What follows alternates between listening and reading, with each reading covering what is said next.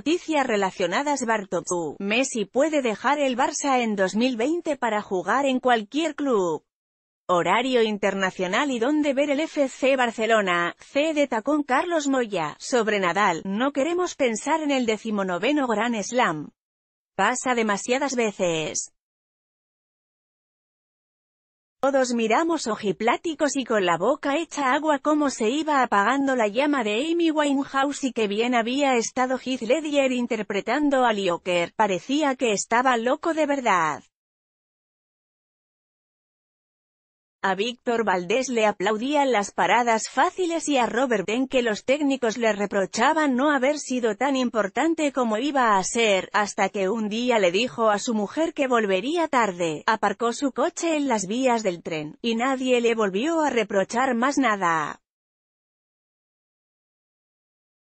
Asistimos continuamente al fascinante espectáculo de cómo se van diluyendo los ídolos. Eso de la terribilidad tiene su aquel y, sobre todo, vende. Y pasa en todos aquellos ámbitos en los que, como apuntala Almodóvar, hay gloria, primero, y dolor, después. La muerte de Blanca Fernández Ochoa, fallecida a los 56 años, ha vuelto a poner el deporte encima de esta mesa de picnic que se monta de vez en cuando. Independientemente de lo que venga a confirmar la autopsia, si decidió quitarse la vida o no, es inamovible que ella era una de esas deportistas que vivieron en unos años lo que el resto ni en una vida, y luego pagaron las facturas. Entre el mare magnum que se ha formado en torno a la vida, desaparición y muerte de la medallista olímpica, hay un nombre que no ha cesado de aparecer, el de Arantxa Sánchez Vicario, 47 años. Al analizar la biografía y circunstancias de la una que no el final, por supuesto siempre aparecía el nombre de la otra. No solo se parecen físicamente sino que ambas comparten contexto, el significado que tienen y lo duro que ha sido su vida después del deporte. Hasta su nombre, con un primer apellido común que hace pronunciarlo todo completo, se parece. Pero a Blanca esto le pasaba ya en vida. A Blanca le daba mucha rabia que la comparasen con Vicario, cuenta una amiga cercana de la esquiadora. Me acuerdo que incluso le pasaba físicamente, la veían por la calle, veían que era una cara medio conocida, y la llamaban Arantxa. Ya me lo han hecho otra vez, me decía, comenta la amiga. Mi opinión personal es que sí que se parecen en cuanto a que cuando están en el deporte tienen unas vidas muy dirigidas y luego les cuesta adaptarse a la realidad, añade. A mí, Blanca me decía que ella lo único que sabía hacer era subir una montaña y tirarse esquiando y que no sabía hacer nada más. Porque, hasta entonces, se lo habían hecho todo, asegura. Dos deportistas de élite, ambas nacieron en el seno de una familia que les inculcó la pasión por el deporte y tienen hermanos mayores que les abrieron la veda. Arantxa tuvo a Emilio y Javier y Blanca tenía a su querido Paquito, el primer y único español en lograr una medalla de oro en los Juegos Olímpicos de Invierno, hasta que llegó ella. Ambas tuvieron dos maridos, divorciándose del segundo de una forma especialmente tortuosa para ellas, y les preceden dos hijos. Pero es en lo deportivo donde ambas han alcanzado la cúspide. Está en la memoria colectiva, ya es de todos, ver a Arantxa lanzando la raqueta por los aires y tirándose en la tierra batida en el Roland Garros de 1989 y Blanca recortando ese slalom que tuvo en vilo a un país que miraba a la suya en Albertville, en 1992. Fueron las mujeres de una generación y se disputaban las portadas deportivas. Son precursoras, desde luego, reconoce el veterano periodista deportivo de Televisión Española Jesús Álvarez. Arantxa lo fue cuando no teníamos ninguna referencia femenina en ese deporte y en ese Roland Garros demostró que los españoles también podían estar a la altura, comenta. En el caso de Blanca pasó un poco lo mismo. La única referencia que teníamos era la de su hermano Paco y en el país tampoco tenemos excesivos esquiadores, añade. Ella ya lo había demostrado antes, en la Copa del Mundo, pero una medalla olímpica, hasta entonces no lo había ganado ninguna deportista. Ella fue una auténtica precursora, apunta Álvarez. G3 y hay un factor que ahora luce cada vez menos, aunque lo sigue haciendo, pero que antes tenía un significado muy potente. Es que eran mujeres. Pertenecen a una época en la que hay una eclosión del deporte en general, con los Juegos Olímpicos de Barcelona en el 92, y ahí empiezan a aflorar referencias, también mujeres, dice Álvarez. A ellas, los medios no le dedicaban demasiado espacio, aunque nosotros en televisión española siempre fuimos polideportivos, pero lo que más abundaba era el deporte masculino, el fútbol y el ciclismo, añade. Eran grandes, y punto. Pero cuando se apagaron los focos, ambas se sumergieron en las sombras.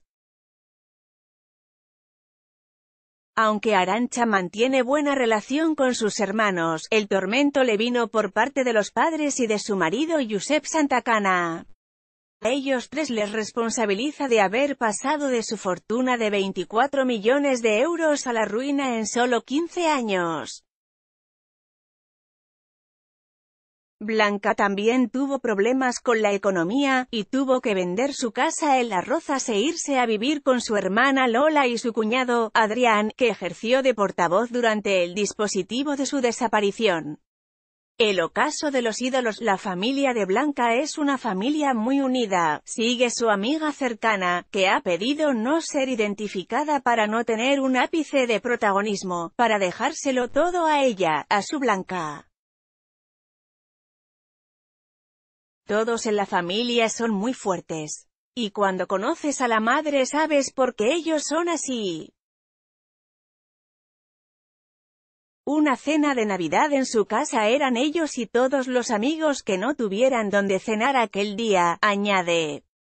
Todo lo que puede haber salido mal con Blanca no es por la familia, sino porque ha tenido muy mala suerte, dice. Arantxa también tiene a sus hermanos de su lado pero, a pesar de ello, hay cosas que pesan demasiado, por eso son tan parecidas. Vivieron en una burbuja que un día, de repente, se pincha y ves que ya no es lo que eres cuando todavía ni has llegado a los 40. Eres un Ícaro, con las alas derretidas por acercarte al sol, o un Jano Brifonte, con una cara mirando a cada lado. La mitología siempre tiene la respuesta. Al otro lado del teléfono está Paloma del Río, la histórica comentarista de televisión española para los Juegos Olímpicos de Invierno. No solo comparte con Blanca Fernández Ochoa una relación profesional, sino personal. De 33 años que llevo trabajando, solo tengo 2 fotos de deportistas en casa, y una es de ella, dice Del Río. Estos deportistas se han criado en una dinámica en la que se dedicaban a entrenar y a seguir las instrucciones de su entrenador.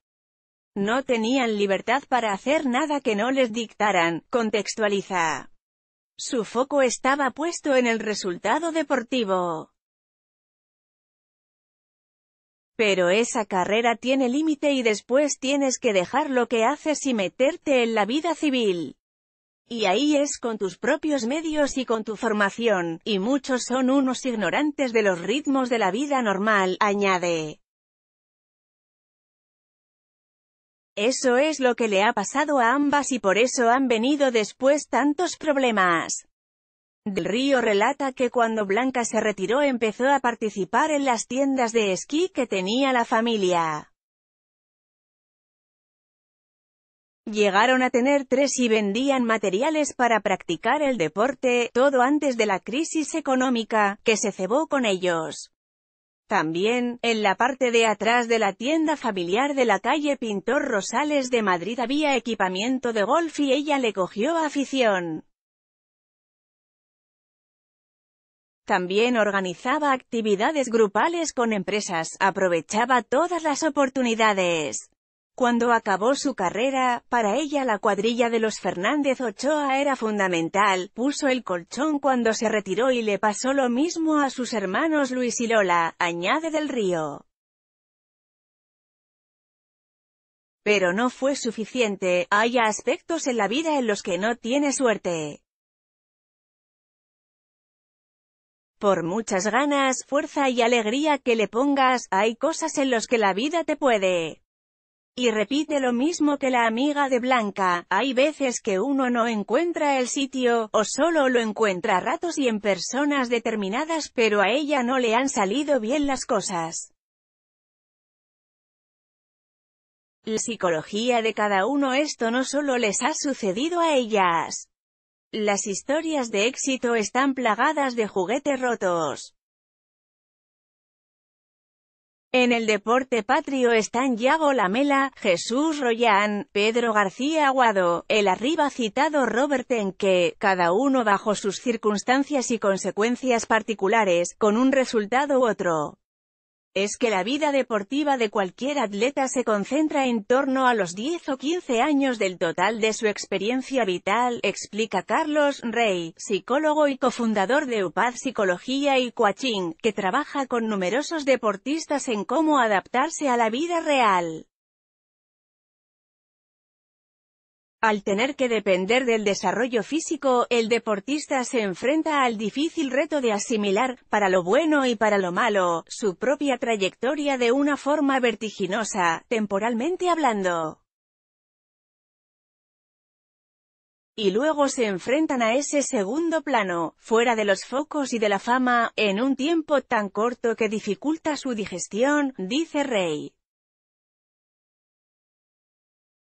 Y pone el ejemplo de una persona jubilada. Seguramente, si alguien ha dedicado su vida a su trabajo, sea conductor de ferrocarriles o juez, al tener que dejarlo puede verse en un vacío. Pero en el caso de los deportistas sucede siendo mucho más jóvenes, es un desafío idéntico, pero sin la madurez personal que se tiene en los otros casos. ¿Y afecta a todos por igual? Depende de cada persona y de esa capacidad para digerir la efemeridad de sus cualidades. Hay gente con un alto nivel de madurez personal y lo entienden, que la vida deportiva es así, y son capaces de gestionar las etapas. Hay gente que, en cambio, no saben aceptar el paso del tiempo. Pero estos son los menos. Lo importante es remarcar que no es el deporte lo que provoca esto. En la montaña que ha amado. Aunque lo intentó, dicen los que la rodeaban que hasta el final, Blanca Fernández Ochoa no logró salir de los picos y valles anímicos y psicológicos a los que se tuvo que enfrentar al retirarse del deporte. Independientemente de si realmente se suicidó o no, algo que es posible que no se llegue a saber si la familia decide guardarse para sí el informe de la autopsia, todos sabían que algo iba mal. El pasado 24 de agosto Blanca se adentró en la sierra de Cercedilla en la que había crecido y el 4 de agosto encontraban su cuerpo a los pies del pico de la Peñota. Está en la montaña que ha amado, dijo Adrián Federighi, el portavoz de la familia durante la que fue una búsqueda sin precedentes en el país. Me gustaría que todos recordásemos el lado deportivo de Blanca, lo que consiguió y nos hizo disfrutar, dice Jesús Álvarez. Es una señora que en 1988 consiguió paralizar el Parlamento y en el 92 consiguió la medalla. Un respeto deportivo hay que dárselo. En los libros de historia aparece Blanca Fernández Ochoa, firma Paloma del Río.